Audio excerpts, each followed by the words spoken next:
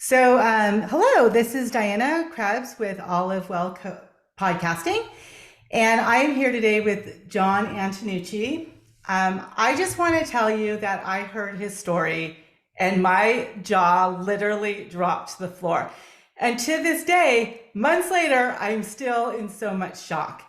If you are ready to really hear a true, like, make a mistake, bounce back, like you're gonna be in for a treat today. So I'm gonna pass the mic right over to Jon.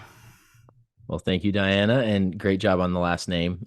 You killed that. That was good. No one could say my last name. I had someone yesterday that for the literally the first time in my life, I'm 35 years old this year, the first time in my life without me telling them they were able to spell my last name. Oh yeah, Usually they well, can't even say it. yeah, You got it. You nailed it. It's awesome. Appreciate you for that. yeah. Can you believe? I think it was about a year ago. I think it was last March. Was it that long I ago? think it was last March, and here we are, almost halfway into February, and I believe it was last March that we met at an event. Um, that I think it was a good event. Met some great people.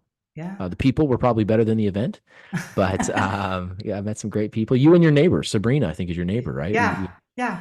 Sabrina was with me, and Yeah. we went, and there were all sorts of speakers. And when you got up there, I was like, "Here's another speaker," and I was just, and I met your wife, and your wife Yeah, is so lovely. I my was like, wife's "Wait, amazing. this is not the kind of guy she grew up to.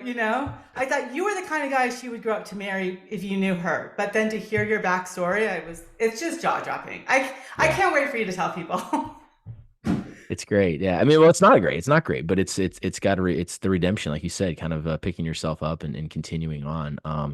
My story started great. My story started, I didn't in any way, shape, or form grow up with a silver spoon in my mouth. A very poor family, in fact. At one point, my father was working three jobs. I'm the oldest of five. And so we had very little. I growing up, I ate peanut butter and jelly every day for lunch. There was no, there wasn't even bologna and government cheese. It was peanut butter and jelly, and that's it. Yeah. And so, what did that do? Well, that turned me into somebody that really desired more. And so, at a very young age, I started to try to earn more. 7 years old, I got my first job, not a real job, but I went out and started mowing lawns. And my dad, who I'm so thankful for now, we never appreciate our parents when we're kids. You know how that goes. Right. But then later we start to. And my dad, I said, hey, the lady at the end of the block, her grass is overgrown. I'd like to go mow it. Can I borrow the lawnmower? And he said, sure. You can you can do that. For every lawn you mow, you can charge whatever you want, but you owe me $1 for using the mower and the gas and that which is in it. And so teaching me the economy right off the bat. And I think that's so good. And it's helped me in my entrepreneurial journey. And by the time I was 12, I was delivering newspapers, still mowing lawns, raking leaves, shoveling sidewalks. This is Colorado, where I was growing up there. I sold stuff for a catalog. I don't know if you may remember, how your kids would like go and sell like fundraiser stuff from like catalogs to earn money I for remember school or those whatever. days. Well, I found one of those that would pay me cash money for every item I sold. And so I think it was called Olympia Sales Club or something like that. I don't know if they're still around, but that was, shoot, 25, 30 years ago. And yeah, so selling stuff, mowing lawns and whatnots. I was delivering newspapers. I was also selling newspaper subscriptions. And then there was a local produce store that I would go in and hand out their flyers. Oh, and then there was also a little like a convenience store, like a Texaco, that I would go in at like 4 in the morning and go make all the coffee and stock the shelves and do all that at 12. At 12, I was just out there really trying to do It's things. And nuts to be. yeah. And then at that same age, right around 11 or 12, I started getting involved in martial arts and was kind of naturally adept at it. And so that allowed me to do a lot. I think I was 12. Actually, I know I was 12 years old when I taught my first class of martial arts. And it was a complete, like, crazy situation where the actual instructor was stuck in traffic and the parents of the class were like, we think you should teach. And I was like, I am not the highest ranking. I am not the oldest. I have no permission to do such a thing. Yeah. What are you talking about? And they were like, well, we're paying for the class and we think you should teach. So I did. I got up in front of the class and I taught, and that was the kind of the beginning of the end. By the time I was 15, I was an assistant instructor, and by the time I was 19, I had moved to Phoenix by that time and had over 500 students across the Phoenix Metro Valley that I was teaching martial arts to in different locations. And so everything's just going great for me, right? Working really hard and adding a ton of value. I had 19 years old. I had a 4-bedroom house that I was renting, and a vehicle that was completely paid off. And oh no, I'm sorry, that's not true. That vehicle was not paid off, but a nice vehicle. Everything looked to be going very, very well. I You was look like you were coaching on a soccer path on to the total success. yeah, coaching soccer on the weekends, teaching martial arts. I was working in the office for the company that I was working for. Um, and it started my kind of slip started with a lack of integrity that was seemingly justifiable. And I think that's where a lot of our mistakes come in, where we can rationalize. We can rationalize just about anything as human beings. We're really good at rationalizing bad choices. But I started. I'll use the harsh word. I started embezzling money. That's not how I viewed it at the time, but now I look back. I started embezzling money, and that created a chain of events. And I was eventually fired from that company, of course. And through it's so hard to explain without going all into it. For the record, this is all written in a book. If anybody wants my little published story, I'm happy to send it. It's not anything you got to pay for. So if they want kind of like the nitty gritty details of any of this, I'm happy to share. Full disclosure, though, it is written from a very Christian perspective. So if they're not really wanting the religious side of things, then they probably won't enjoy the book very much. But I want to um, read the book for okay, yeah, sure. I'd be happy to email that to you. It's just a 52-page PDF that I put together years ago, and eventually it'll get turned into a real book. But I kind of feel like more um, pattern of success is warranted before I put anything out there. Because, well, let me continue with the story before I get ahead of myself. But Okay. anyways, so yeah, fired from the company. Some of my friends were also under investigation, and it was really looking bad. And what really kind of you start to justify things. This company was um, while they were asking all of us to cut expenses and try to figure things out in a different way, the owners were going on extravagant vacations and things like that. And so when you see things like that, it's so easy to start to rationalize because you don't know the whole story, and I still don't know the whole story. But to make a very long story short, me and 3 of my friends, all of us who had worked or were working for that company, thought that it would be a good idea to go light that building on fire, their office building.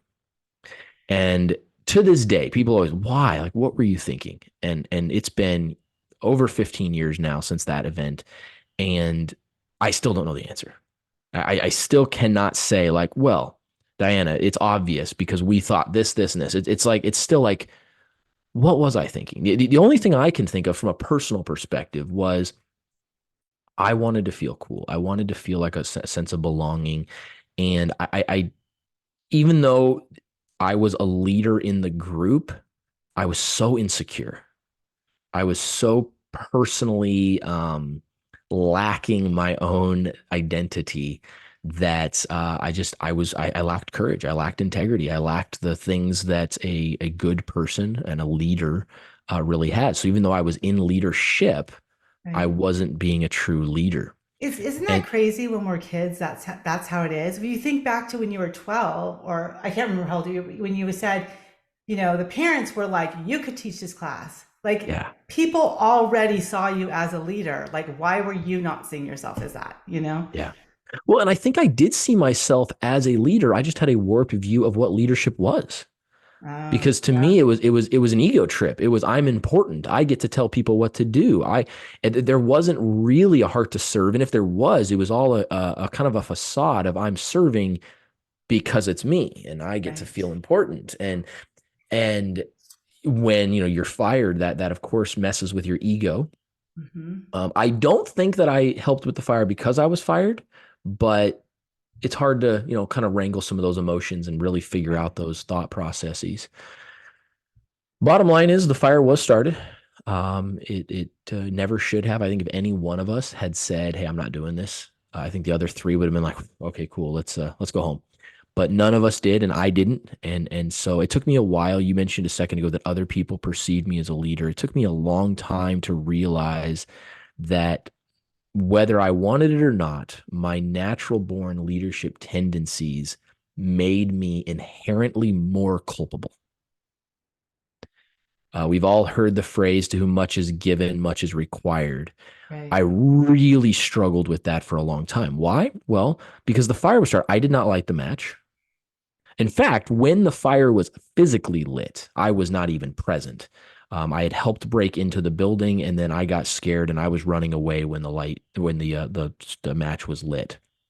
And so I heard a loud pop and saw kind of a fireball go up in the sky because of the gasoline. Um, and so for me, it took me years to really come to grips. It took me months to realize that I was in any way culpable. To me, it was like, no, I broke a window. Why am I going to prison for this? Yeah. But I did so much more, right? My actions. And so the ripple effect. So the fire was started. I spent 12 years in prison, 12 years in prison, 14-year prison sentence, 12 of them in prison, 2 years under what they call community supervision, which is a fancy word for parole now. They don't have parole anymore. They have community supervision. Um, and that time was so instrumental in my growth. It, you look at me now. I had a cool scenario. I went to a conference, Mhm. and one of the chaplains who was on one of the units that I was on was there, and he introduced me. Hey, this is somebody that I served with, and he was trying to be like very polite about it. And I'll be like, hey, this is some former inmate. He was trying to Yeah. be polite, and the guy looked at me and he goes, oh, well, thank you for your service, sir. Assuming he was referring to military. Yeah. And so you look at me and you hear me speak and whatever, and there's no, you can't tell. No, nobody can tell. I was on a Yeah. call with a potential client the other day, and she's an HR administrator, and she disclosed that she had actually done a little bit of jail time, and I just listened to her as she was kind of sharing her story, and then said, "No, I know, I was there." He goes, "Huh?" Yeah. I did time, and you That's can't the tell, and I'm so. reaction. Oh, go ahead. Sorry, go. Sorry, that was the reaction of the room when you had said Yeah, it. You were like, I'm a felon. You're like, yeah. what? Wait. Wait, who? Looked around the room, maybe him, but not you. Yeah. We And, and never and and know. I just there's so much grace in my life in that. But let me tell you one of the reasons why. The reasons why is because it was very shortly after I was arrested that I began to recognize some things. And the first thing I recognized is that it wasn't the system that was the problem. It wasn't my friends that were the problem. I literally, when I tell my story in some situations, I label it as no excuses. The only entity that had a problem was me. I was the issue, and it was a lack of character, and it was a lack of anything really good. I had good things about me, but nothing good in me really. And so I had to identify that I was the issue. And once I identified that, I could start taking action. Right.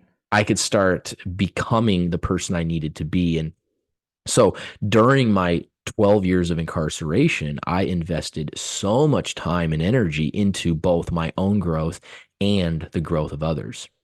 That started with really reading and learning and studying and not coming at it from I'm a leader and I tell everybody what to do, but rather I'm a nobody and I need to learn. There's a group that I work with, the Growth Learning Network, and he talks about the stages of growth, and he says you have a time where you are unconsciously unskilled. In other words, you don't know what you don't know, and when you are unconsciously unskilled, you tend to think that you know so much more than you actually do, or at least I did. Yes. And so there comes a point, there usually is a world altering event for me. I was actually just sharing this yesterday. For me, it was when the handcuffs were being clicked on my wrist. Click, click, click, click, click. And it was like, wait a minute. Something is not as I think it is. And at that moment, and for everybody, it's different, right? It could be something as humongous as a divorce, or waking up after a blackout drunk, episode, or you realizing your bank account has no more money in it based on decisions that have been made, whatever. But when that moment happens, then you potentially have the opportunity to be consciously unskilled and recognize that you don't know. You still may not know what you don't know, but you don't know. Right. And so recognizing that was so instrumental for me. And I started reading books, that would help me grow, and really trying to just grow and learn and become the best version of Jon, because I wasn't as I thought I was. And the growth strategy that I was just talking about would then say, after you're unconsciously unskilled and then consciously unskilled, then you have a choice about whether to bury your head in the sand and just continue to be consciously unskilled but pretend that you're not, or you can become consciously skilled and you can put the work in. And so when I was in prison, I really didn't get in much trouble. The trouble that I always got into was when people would tell me I didn't know my place. I often had jobs that had me working directly with staff. I functioned in a variety of jobs, but chaplain's clerk and programs clerk, and um, things that often had me in with administration. And in fact, I was one of the only inmates that almost every unit I was on, I had a computer, which you don't get a computer as an inmate. That's like a not a thing. But why? It was because it wasn't just because, oh, we like Jon and he's doing good things. It was because I was investing into the success of others at the same time. And my legacy in the Department of Corrections to this day is the programs and things that I built there. I helped build what's known as IPP, which stands for Inmate Peer Programming, which was programs and resources that were designed by inmates, facilitated through inmates to other inmates to help give them the tools they need for success when they walk out of the prison system. And I trained the trainer, and I was at one point, anyways, I was kind of the guy. And last I knew, some of the stuff that I created is Yeah. still all over the state. But the idea was, okay, I am investing into becoming the person I was designed to be, not the person that I think I want to be. And so through that journey, I got to walk out of prison 12 years later. That's a long time. I was in prison from the time I was 19 to the time I was 31. My entire 20s were taken up. And so you walk out during that time, and the statistics are alarming, right? The amount that the people that walk into prison at 19 don't walk out at 31 with no face tattoos, right? They don't walk out with their front teeth, right? Because that's just, it's such a vulnerable time in your life. And Yeah. it's such a long time, right? When you're 19 and you're given a 14-year prison sentence, like, just conceptualize, you probably don't have 14 years of memories at 19, right? Your memory, you might have 15 or 16 actually, because your memory starts about 2. But when you're really thinking about it, it's like, I'm going to Yeah, spend my exactly. lifetime in there. My son's he's in ninth grade, and I said, "Oh, remember when you were in kindergarten, this friendship soup?" He's like, "How am I going to remember making friendship soup in kinder?" Like, for him, that was so long ago. Yeah. Yeah, I mean, even at Yeah. 50, you don't really always remember the younger No. years, Yeah, you don't. And so it's a long time. And I saw a lot of people do it the wrong way, or at least the way differently than the way I did it. right? But I really invested heavily. And I walked out with a master's degree and a bachelor's and several associates and tons of certifications, and the legacy of really taking what I was able to learn and then empowering others, doing money management classes and job seeking strategies classes, and a class based on Stephen Covey's book, Seven Habits of Highly Effective People, and all sorts of stuff. I think at one point we had over 24 different programs that we had built and that we were offering to the other inmates as a means by which to help them, empower them, and give them the tools and resources they needed to I be I love successful when that they so got out. much, because how Yeah. many people are in prison right now who made a mistake? I mean, it's a big mistake to light somebody's business on fire. I'm not diminishing that at all. No. I'm just saying that, like, we make a mistake and we inherently are not horrible people. We just, in a moment, did something, Yeah. and to have to go to jail and come out of it so scathed that the rest of your life is ruined is I just think it's horrible. I love that you built programs for people to go in and then be able to come out Yeah. and have a life and do good and be good and you know.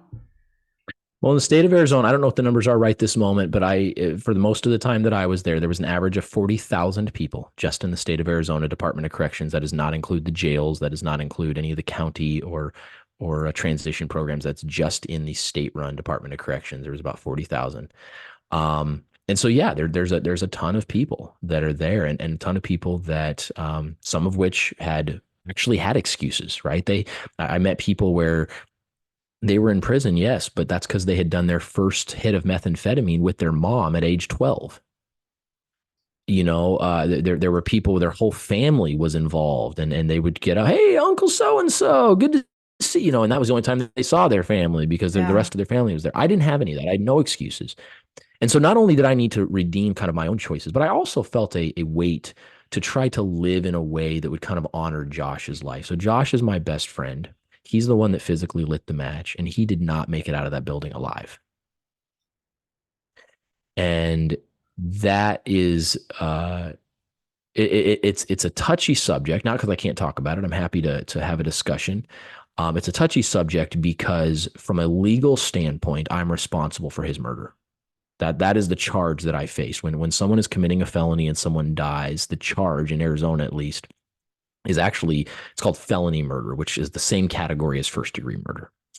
And I say it's a touchy subject, again, not because I can't discuss it, but because there is a dichotomy of blame versus fault. From a legal standpoint, I am to blame. But I didn't kill Josh. I did not kill Josh. I didn't want Josh dead. It was not my action specifically that killed him. And I think that was one of the things that I really struggled with for a long time with it all is I broke a window. I didn't light the fire. I didn't kill Josh. I didn't do any of that.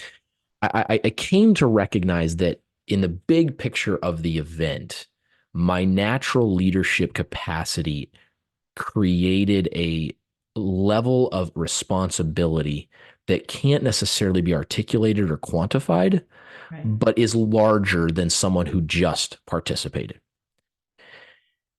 But I still struggle with, the responsibility for Josh's death. And people have gotten very angry with me for that. It's your fault Josh died. And I don't know that I can agree with that. I don't know. I definitely take responsibility for what I did. And not just breaking a window, but the whole participation, the whole part of the planning, the whole part of the conversation, the whole part of not saying no. Because if I had said no, I'm fairly certain that nobody else would have pushed the issue, right?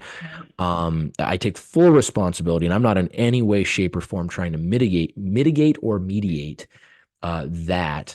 But at the same time, I want to honor that life more than I want to try and say, well, I'm going to say, woe is me. That's my fault.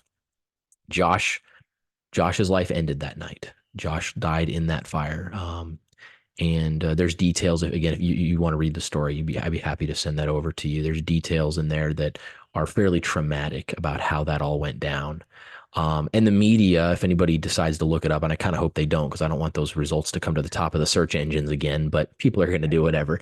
The media believes, and they genuinely believe it, that I was there with Josh while he was on fire. That is not true. I wish it was. I wish I could have done something. But they've got a weird camera angle on something that suggests that I was there. And there's even a 2020 episode that says the camera doesn't lie. And it's like, I don't know what's that. I don't know what's there. I can't say. I mean, it's a very blurry image. It's nothing, there's definitely not me there. There's just an image, and they say, well, that's another person, and we think that's Antonucci. But I say all that to say that Josh's life ended, and I want to honor that legacy by doing things that say, hey, mistakes were made. 4 of us participated. 1 of us paid a price that any one of us could have paid. It could have been me. Right. That could have been me that night. Right. Um, I don't know why it cost Josh his life. I don't know. One of my co-defendants believes that Josh did it on purpose. That's his, and he was the one that actually tried to put Josh out. He tried to get the fire out on Josh and was unable to do so. But he wonders, there's some backstory on that, and he wonders if Josh had just kind of given up and said, you know what, this is not worth it anymore. I don't know. I have no way to know. But what I do know is that I still have a life, and that life is called to serve people.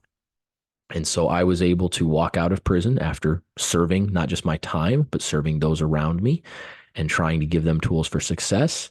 That investment paid dividends in the opportunity that I had where I became the training manager for a specialty logistics company. They said, "Hey, if you can build materials like that, let's tap that resource and let's bring you over." And I functioned as the training manager for a little over 2 years before they asked me to become the director of revenue for the organization. And in the meantime, while I was in the training manager position, there was a whole bunch of events, and I know we're running short on time, but there's a bunch of events that led to me realizing that my passion was what you've heard me say a few times, and that's empowering people. I want to serve and I want to give people the tools they need to serve. Right. And it was in a conversation with the CEO of the company where we were just discussing um, leadership training, and we were looking at it from a little bit of different angles. And I just said, we've got to do this. And she said, all right, I'll be interested to see what you put together. And it was kind of in that moment that I realized I already had it. I already had the curricula. I already had been doing it when I was training the trainer in the Department of Corrections. And then I started looking for additional kind of supplementary resources and was not finding what I was looking for. And so that was the beginning of SML Consultative. SML stands for Servant Minded Leadership. And it is a privilege to serve leaders and give them the tools, specifically frontline leaders, the lower level leaders. I call them the forgotten leaders, the ones that get promoted into positions of leadership because they know how to do their job really well. And then they're just left to figure it out. And we Yeah. can't figure out why things fall off or why the wheels fall off at that point. And the reason that the wheels fall off is because no one ever gave them the tools to keep them on. And so that was kind of the what was born out of that, and it's been wonderful. I'm now married, which you mentioned my beautiful wife earlier in this podcast. Been able to serve in my church now. I've been helping lead the college ministry, the 18 to 25 year olds. And then recently, like literally last week or week and a half ago, we moved across the country. So I'm now in South Carolina, and we just got a new place, which is why all my walls are bear behind me. Yeah. And we're making things work here, but it's beautiful in South Carolina. And yeah, we are very just thankful for so many of these things, but the journey has been a journey of growth. And I think I don't know who is going to listen to the podcast. I have no idea what they're going to get out of this specifically. I wouldn't want to try to control that, but I will say that if you're going through something, whatever it is does not have to be the end of the story. Maybe you're at the beginning where you just made a really bad decision. Maybe you're in the middle where you're in the middle of the consequences of your decision. Maybe you're just a person watching as someone else goes through. Yeah. Someone you love is going through it. There is redemption. There is an opportunity for us to make better choices, and there's it can be really really good, but it's a I lot love of work. that you just said that. I love Yeah, that you said, like, this does not have to be the end of your story. yeah, This could be the beginning. This could be what you're walking through. Because yeah. it's really true, right? It's really true. And what you've been through isn't actually who you are all the time either. It's No. what would let me ask you, because you said just really quickly when you were talking about, you just started to read, like what book or books would you, if someone had to, their very first step was just to pick up a book, Mm. what would the book be that you would say? It's such a cliche answer in my opinion, but I think the first book that it's actually one of the first books I have anybody that works for me or anybody that I'm working with, the first book I have them read is that book I mentioned earlier, and that's Stephen Covey's Seven Habits of Highly Effective People. I used to teach a class on it. Covey doesn't have all the answers, just like nobody does. But let Right. me tell you, if you're looking to make a change in your life, the model that Covey kind of provides says, first, you need to take responsibility, Yeah. and then you need to have a goal, and then you need to put action to that goal. And once you do that, then you can start engaging with other people in a way that is mutually beneficial, as you genuinely try to understand what the need is around you so that you can serve that need and work with others to accomplish great things and then just keep improving. And that's in 30 seconds. That is 7 habits of highly effective people. But that's the book. I mean, that book was really good for me. And I often cite various aspects of that, especially for someone that's trying to maybe just find a framework that says, hey, how can my life be more productive? Yeah. I love that. I did read that book and I actually bought my son The 7 Habits of Highly Effective Teenagers, Hmm. I think. And now my daughter just turned 13 and I don't even know. I've got to get them to read it. Yeah. But you know that is so true. I do a lot of teen empowerment, and that's the one thing I want to tell these kids. It's like you got to take responsibility for what's happening to you because that's how you're going to walk out of it. You We know? live in a culture right now where victimhood is celebrated. Yeah. And I want to make a distinguishing difference right now. Being victimized is not the same as being a victim. Right. You can't always control whether you have been victimized. You 100% of the time can choose whether or not you are going to be a victim. Yeah. Yes. And we live in a society right now that in an effort to provide voices to those who have been victimized, which is a good thing, Right.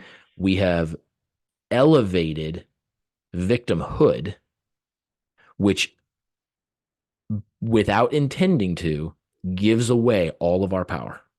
Yes. You have no free agency or choice as a victim. Right. And so it's always everybody else's fault. It's always somebody else did this to me. And we eliminate the opportunity to take responsibility for our lives and recognize that our choices have ripples. When you Yeah. heard me speak at the conference, I talked about how that's Love the that. beauty of leaders is that leaders will touch the lives of those they lead, whether good or bad, Yeah. they will touch the lives of those they lead. And so that ripple effect can't be stopped. It can only we all we can do is make sure that it's a positive ripple. But if we eliminate our choice, oh, I can't help it. Yeah. She makes me. He makes me. Yeah. Oh no, no. He or she does not have that power. You Right. choose. And it's everywhere. It's everywhere. Part of the conversation we were having yesterday about the growth model that I was just referring to earlier was when when we're late, right? You show up late for a meeting. What do you say? The traffic was bad, Uh, right? What's the honest statement? I didn't plan ahead. yeah. My agency, I have to take that agency, that ownership. What is it? Jocko talks about extreme ownership. Yeah. And those are the types of things that I think really empower people. But our culture is not helping people be empowered. And we can't figure out why we can figure out nothing better to do than play video games. Oh, I Well, know. why not? I have no control in my life. Don't even get I'm me a started victim. on all this. Sometimes the mom's pages, I'm like, come on. Right now, there's a thing on like the tardy sweeps at school, and I pulled up at like 7, and school starts at 7:25. I pulled up at 7:20. It took me 4 minutes to get to the front of that pickup line to drop my daughter off. I'm like, why are you turning in at 7:20? Like, let's just start there. Yeah. Oh my gosh. Yeah. It's not fair, my daughter. And we are raising our kids like this now, you Mhm. know? It's not fair. It's not fair. I don't know. You know, it's not We've fair. swung, and I mean, we do it in culture, right? I mean, this is a whole different conversation, but we've done this in culture where we tend to just pendulum swing from one side to the other.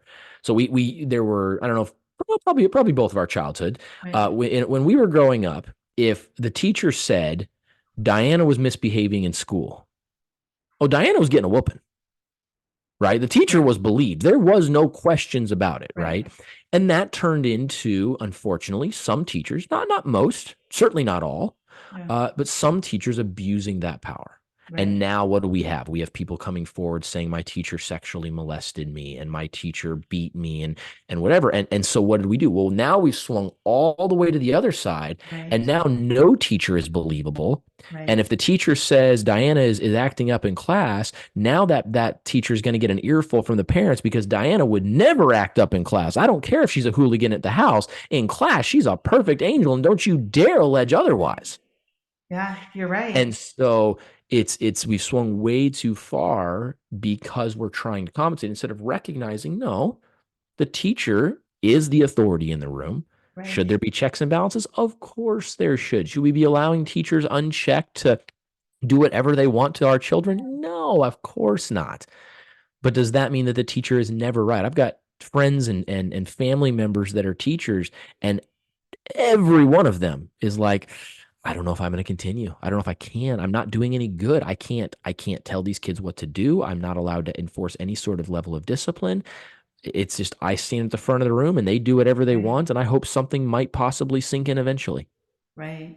Right. Well, I just love that mindset of like, okay, what's my part in this and how That's do I right. take responsibility in this and how do I change this? And, maybe my teacher doesn't like me. What's my responsibility in that? How do I Yes. change that? What do I need to do?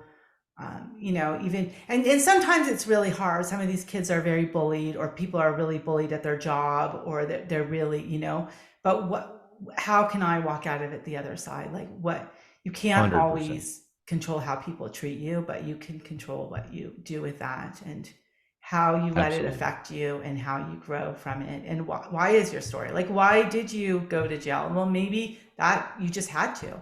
Maybe Yeah. you had to go to jail to learn how to develop these programs so you can come out of jail and teach other people how to develop these programs, because it's like a shock factor, Yeah. Maybe maybe the world needed that, and unfortunate for that person's business, really unfortunate for Josh. We just definitely want to honor him. But I feel sad. I want to cry like 19-year-old kid. But anyway, Yeah. it's like there's what we do with it, and what you did with it. I just think is so honorable and so incredible that you are changing lives and you are out there, teaching these leaders how to be leaders. Could not be a better gift to this world. It's a privilege to be able to do. And I count it that way. I don't take it for granted as I might have without that experience. So, well, Jon, I absolutely appreciate you being here today Yeah. and telling your story. And, I hope more and more people in this world get to listen to it and Yeah. pull some strength from it. Thank you. Thank you so much.